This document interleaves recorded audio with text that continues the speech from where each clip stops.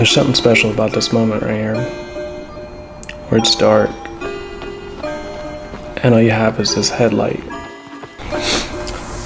You know, these things are kind of funny. It's like you reach this point of no return, or kind of like a commitment to just push forward, right? Like the hard part is essentially over. The early wake-ups, all the miles you log in, the climbs.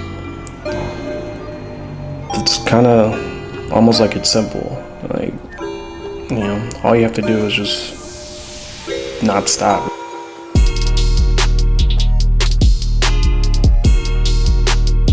The fog is so dense, you really can't see past, you know, a few feet in front of you, where you know you're climbing, but you just can't see the mountains just yet, but you know you're in for a good hurting for the rest of the day.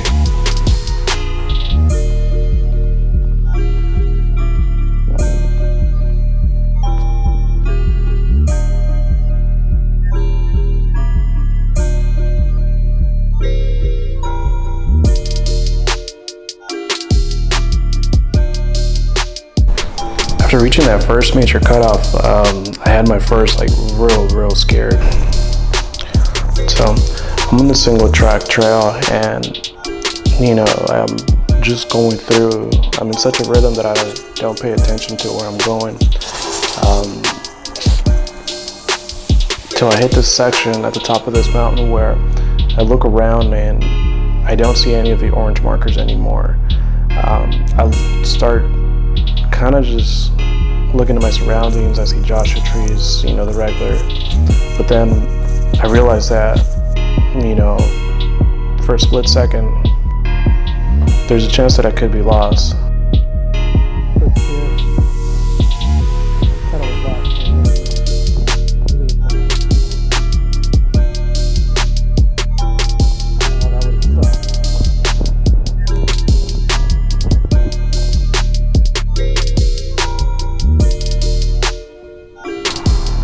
After passing a set of tunnels, we go in through this canyon, and then finally, you know, it starts to warm up, and you see signs of the sky start to clear up, and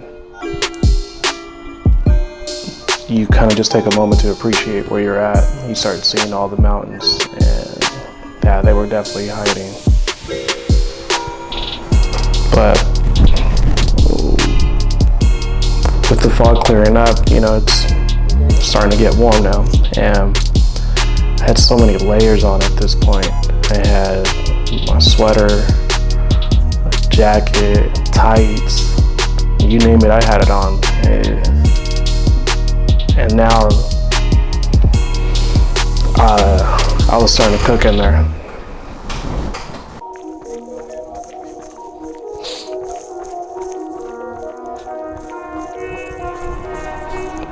After taking all my gear off, or at least the long tights, I realized how much they were actually helping me out. I'm rushing way down, and then next thing you know, I'm getting scratched left and right by cactuses.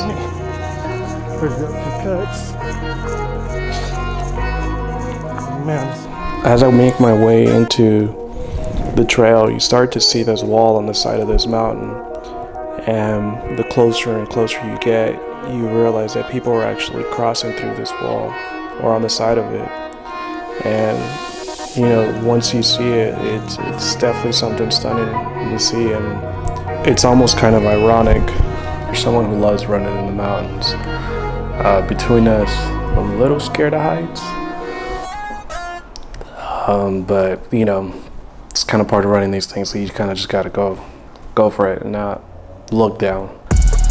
On the bright side, I am maybe about halfway around this mark, so feeling really good, and you know, things are looking really well.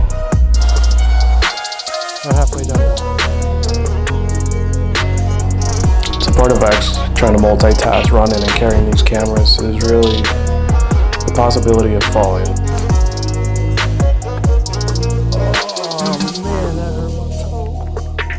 Yep, this was no different. So, and goodbye now.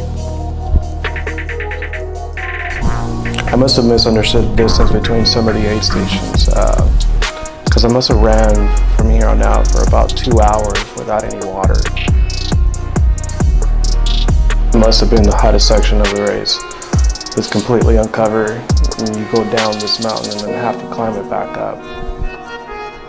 Once I hit the bottom though, I stocked up on chips, potatoes, salt. But I think I must have been a little too late, because on the way up, my leg started cramping like never before. Massively cramping.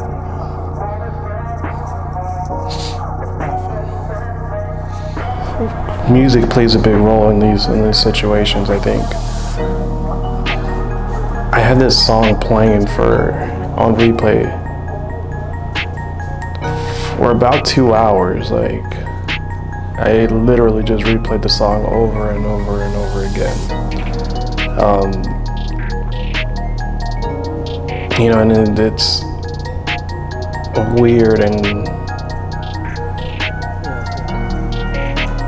kind of crazy to look back and think how much of a difference that song made to me in that moment right there. This is gorgeous. This is how I have to walk right now. I'm cramping up. I can't move. Not good. When I finally make it to the top, you know, there's shade, and I remember just that feeling of relief. That last patch was rough. Claws are cramping. F up. But at least there's shade here. I was proud of that moment right there. Like, it seemed almost impossible before I got there. You know, and it's one of those times where you just really start looking for bits of inspiration. You know, you remember everything that you've done to kind of put you in this situation, or just things that you've overcome in the past, and remind yourself that this pain or whatever you're feeling in that moment, like, it's not as bad as other stuff. It could always be worse.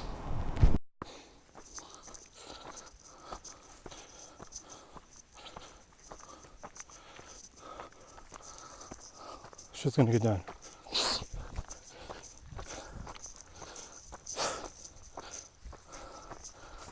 The sun starts to set, you know. By this point, my phone's dead, my camera's dead, so, you know, it's just me and in the mountains watching the sunset.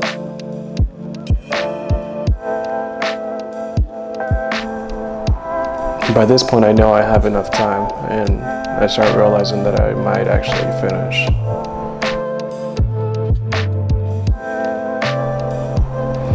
And like this sense of relief and satisfaction just kind of comes over, and you just let it set in for a little bit.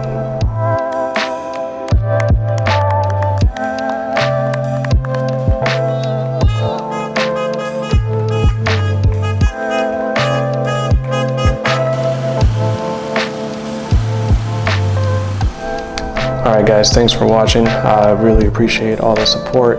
This is a two-part video. If you haven't seen the first part, which covers a 900-meter race, please make sure to take a look at it. I also linked up all of Club Hunzas info, so you guys can check them out. If you guys want to participate in their race, I definitely recommend it. And I'm working on putting at least one video out a week, so please make sure to subscribe. And thanks for watching. Yeah, everybody's favorite part. You know, as much as I love these socks, this is probably the worst part about them, is taking them off after a long run.